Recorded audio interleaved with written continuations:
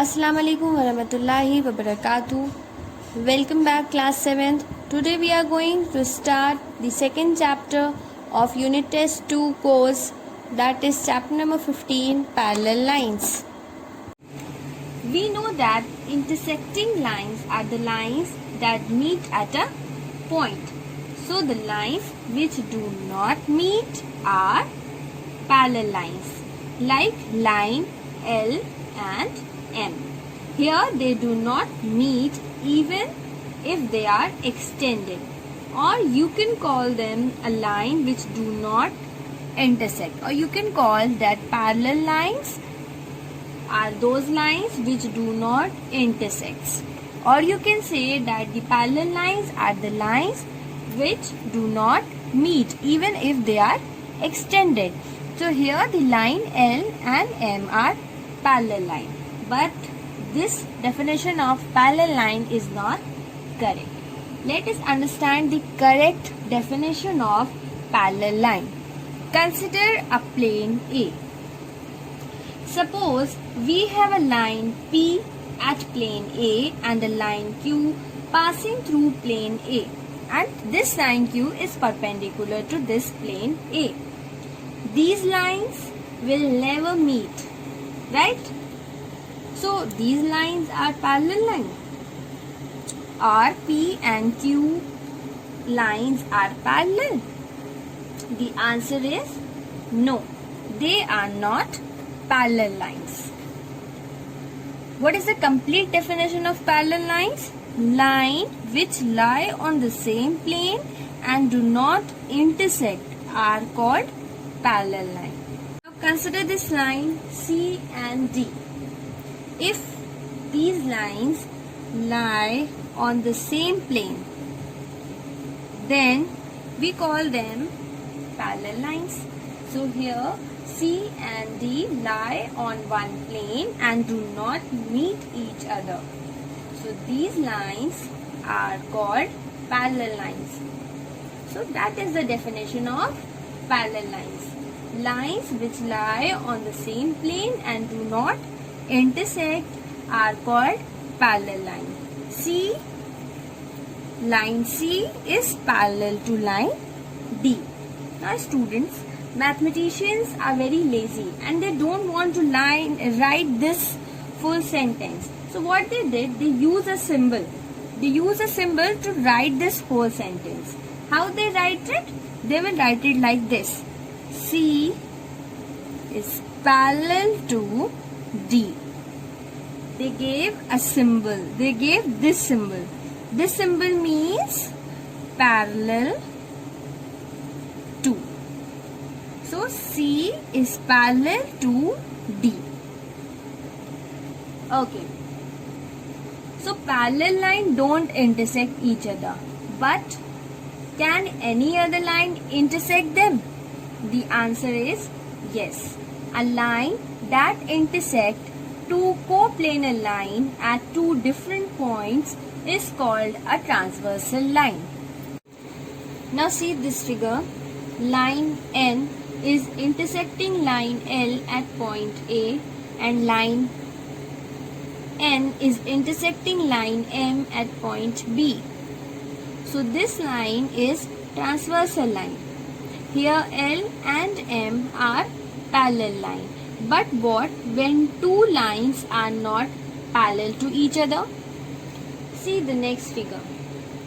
Here line C and D are not parallel line, but still we call line E as transversal line because this line E is intersecting at two different points.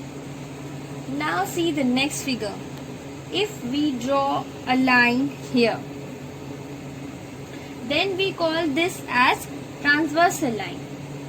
But if we draw a line here, then it would not be a transversal line because this line intersects both the lines at the same point.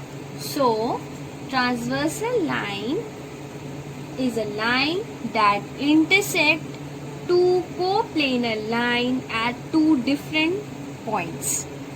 Now see, at each of this angle, 4 angles are formed. How these angles are formed? See this. This can be labeled as angle 1, angle 2, angle 3, angle 4, angle 5, angle 6, angle 7 and angle 8. Right?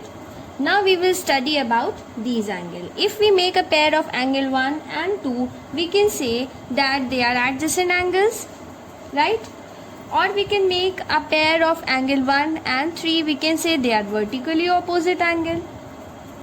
Now what if we make a pair of angle 2 and angle 6, angle 3 and angle 7, angle 1 and angle 5, angle 4 and angle 8?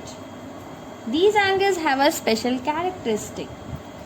Now, angle 1 and angle 5, angle 4 and angle 8, angle 3, angle 7, angle 2 and angle 6 are 4 pair of corresponding angles. Corresponding angles lie on the same side of the transversal and on the same side of the lines.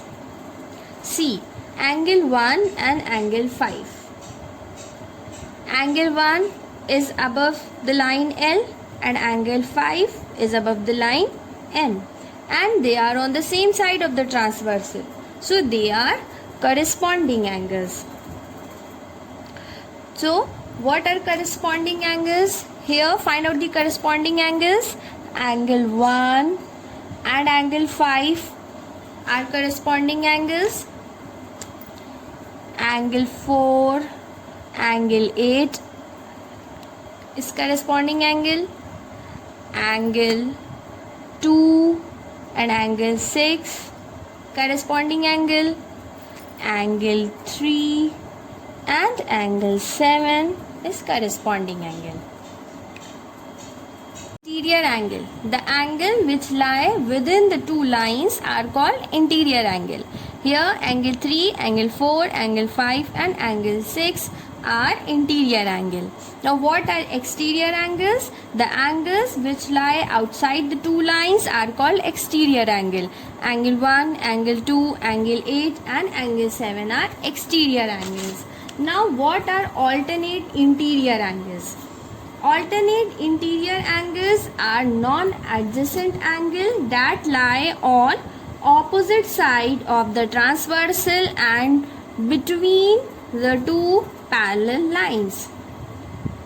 Angle 3 and angle 5, angle 4 and angle 6 are two pairs of alternate interior angles.